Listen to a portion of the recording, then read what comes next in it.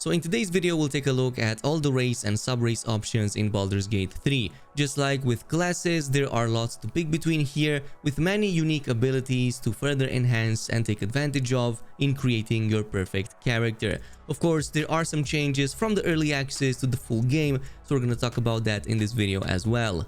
Beginning with the elves, they have the following passives. This includes the Elven Training, which provides proficiency in long and short swords, short bow and long bow. Plus, they also come with the Dark Vision, which is one of the best passives to have in this game, as it essentially lets you better see in the dark, and this also means missing way less often when it comes to attacking creatures in dark areas. They also feature Fey Ancestry, which provides an advantage on saving throws against being charmed, and magic also cannot put you to sleep. Given how there's many effects like these in-game and many enemies casting them, they can be of tremendous help to avoid all this kind of CC. Now, all variants also get extra perception proficiency, which can be a great one to have at detecting things in the environment, like hidden levers, objects, even stealthed characters, or otherwise overhear conversations. But in terms of sub-races, we have the following two choices. One of them is High Elf, and this gives you access to multiple cantrips that will not use a spell slot and also scale up with your intelligence modifier. So if you go with a Wizard High Elf, for example, some of these cantrips can become stronger, as intelligence is going to be your primary stat. Otherwise, there are some utility options here too if you go with something else and don't benefit from the intelligence scaling, such as Blade Ward or even Friends, so that you can reduce some of the incoming damage or even have better conversation checks. Now, Wood Elf gives you Fleet of Foot, which basically increases how much you can move per turn by about 1.5 meters, but also lets you gain an extra stealth proficiency. The next ones are the Deeplinks. They don't have any base speed penalties. They also feature Dark Vision to also see in the dark and help with the hit rating. And they feature the Hellish Resistance, which is going to reduce the damage from fire onto you by half. So lots of things will deal fire damage both early and later on, which is what makes this passive to be so great in the long run.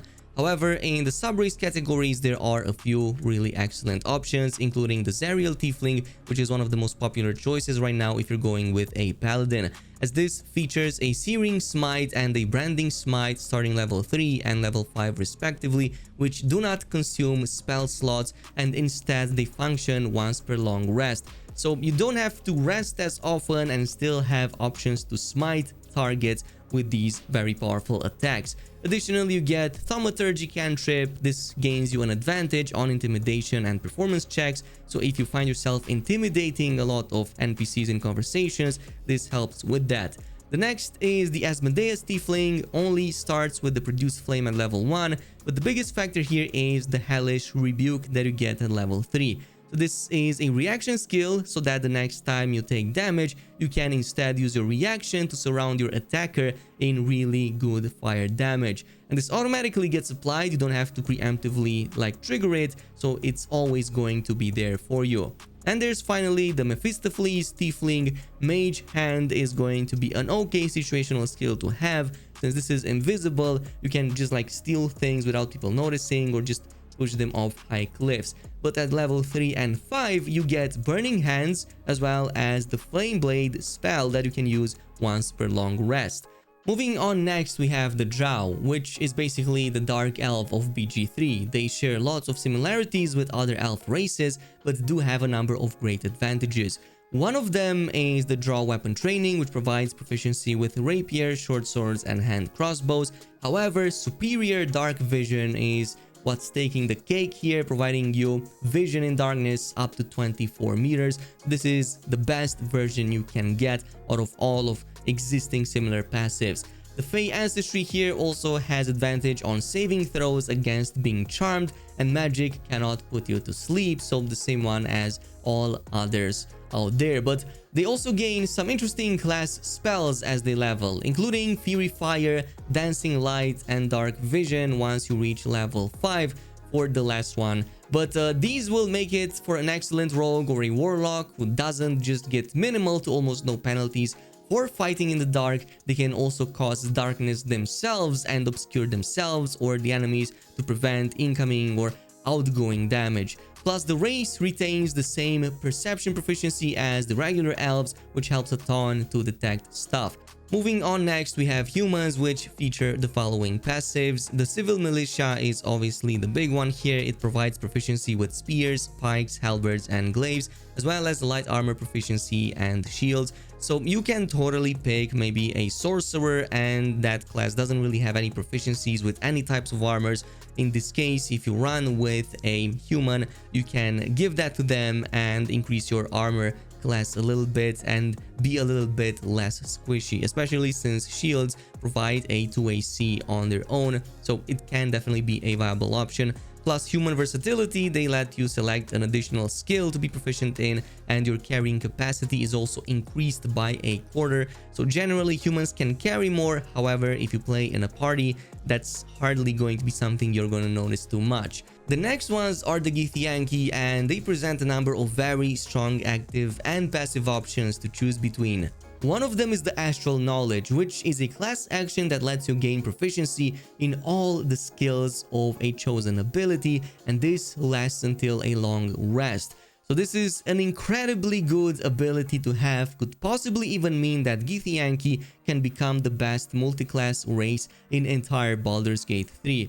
They also get an upgraded version of the Mage Hand, which when summoned is considered outside of the combat, so that you can use it right away instead of waiting. And besides, it's also capable of shoving enemies off ledges, throwing objects, and it's invisible, so it's quite useful. And finally, there's also Martial Prodigy for light and medium armor proficiency, as well as with short swords, long swords, and great swords. So these, make for an absolutely great barbarian, absolutely great fighter, maybe even paladin class if you want to go with that.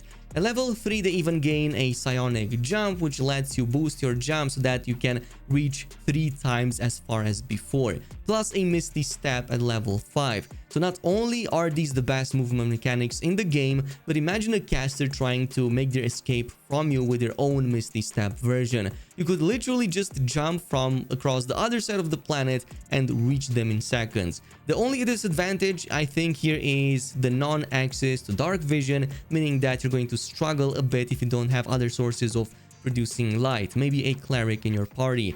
Moving on to number 6, we have dwarves, lower base racial movement than most other races because of their reduced size. They also have the dwarven combat training, which provides proficiency with the battle axes, hand axes, light hammer, and war hammers.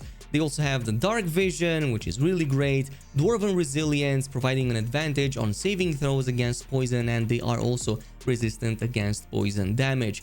Now, this class used to be one of the strongest in the early access before the stat changes. However, it seems that they are no longer that, and they don't get the extra advantages or the extra points in the strength and constitution they used to get. However, it's going to still be a decent-ish class to have, both thematically and for what they provide. Their sub-races are the Shield Dwarf, which further gains a light and medium armor proficiency via dwarven armor training. The second one is the Gold Dwarf, previously probably the Meta. This has the Dwarven Toughness, which essentially lets you have more HP, so you gain extra hit points per level compared to all or almost all other classes. And there's also the Duergar, provides superior dark vision and the Duergar resilience. So there's again not many classes that have the superior dark vision. Plus, they gain advantage on saving throws against illusions and against being charmed or paralyzed. At number 7, we have Half-Elves. These are somewhat similar to default elves, as they also have the same speed, dark vision, and ancestral fae. Now, they do get a couple of advantages, but also a disadvantage compared to the mainline elves. So the advantage here is having the extra proficiency with the light armors and shields via civil militia, plus the spears, pikes, halberds, and glaives. So this could theoretically help you with the squishiness when picking something like a sorcerer that doesn't have innate armor proficiencies themselves, or if you want an alternative to, well, humans, this is the class for that. The downside, however, is that you're losing the perception that elves and drow still seem to have on every subrace. Plus, half-elves used to have Mask of the Wild, which provided that extra stealth proficiency to the entire race. However, now it's been removed and only the wood half-elf subrace has the stealth on top.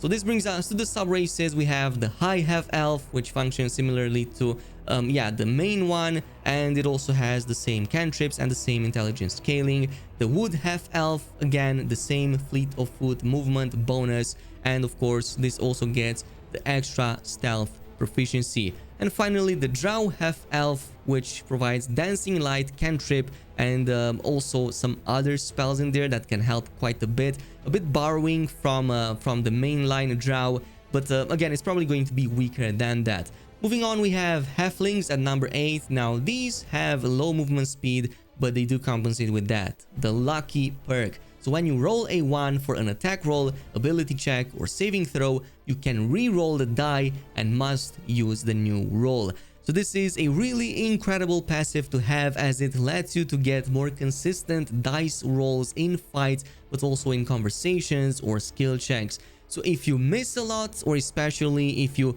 critical miss, which happens 1 in 20 rolls on average, this helps a ton with that.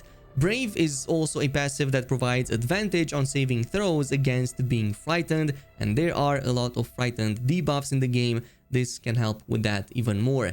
For the sub-races, we have 2, the Lightfoot Halfling, which is naturally stealthy, providing advantage on stealth checks, and finally, the Strongheart Halfling. This provides the resilience if you have advantage on saving throws against poison and resistance to poison damage. And this brings us to their better version, which is the Gnome. Now, they have a number of ratios that are really strong. One of them is the Cunning. This provides advantage on intelligence, wisdom, and charisma saving throws. So this can also help a ton with mage CC, like Hold Person, possibly even Sleep, to evade that, or at least to not be trapped as often in them.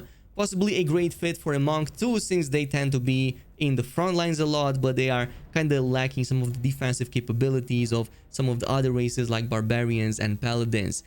The 3 options we have with the sub-races are the Rock Gnomes. They have the Artificer's Lore, adding twice your proficiency bonus to history checks, and you also have Dark Vision. Pretty much all sub-races in this category have Dark Vision. Then there's the Forest Gnome. They speak with animals, so theoretically it can be good for a non-druid starter class to get more interactions from level 1, since there are quite a few benefits early on to speak with animals. And finally, the Deep Gnome, my favorite. This has the superior Dark Vision, so only one of the other classes that comes with it, as well as the Stone Camouflage, an advantage on stealth checks. So because of all of these right here, that resistance to CC, that advantage on stealth, that superior Dark Vision, and just because gnomes are very recognizable and cool. Moving on, next we have Dragonborn, and this doesn't really feature many passives like some of the other options, but in fact it kind of compensates with the many sub-race options that it comes with. And there are a lot of them, types of dragons you can pick between, that all feature different Dragon Breath type class actions for fire, frost, lightning, and acid breath, plus extra resistances to those specific elements, which in turn reduces the damage that you take from them by half. And this is going to help you a little bit if you go in combat and you want an extra ability, a bit of AoE on top of everything that you have up until that point. However, don't expect for the range to be too large, neither the AoE. It just helps you if you are very close to your target. So maybe a melee range, maybe even a paladin could work very well for a Dragonborn. And finally, we have, again, one of my favorites, which is the Half-Orc. It comes with a base racial speed like all others, Dark Vision to help you in dark places, but most important, Relentless Endurance, which if you ever reach 0 hit points, you regain 1 hit point back instead of becoming fully downed. So this is an incredible skill to have, as it's essentially a cheat death / self-resurrection. There are entire legendary weapons that are centered around this power, and yeah, half-orcs get it since basically level 1. They also have the savage attacks, and this is another incredible melee kind of ability to have. When you land a critical hit with a melee weapon, your damage dice are tripled instead of doubled. So you essentially deal a triple damage crit instead of just a double one. However, a barbarian would be completely busted for this race, as the class gets an additional crit at level 9 via the brutal critical passive, which lets you roll an additional damage die on top, so you will have a total of 4. So that means quadruple of the critical damage that you normally do. Plus, they fit very well with Barbarian in my opinion, so that's just me. In any case, this is it with the video. Let me know down below which one of these you went with and what is your perfect starting character. In the meantime, thanks so much for watching and I'll see you in the next video.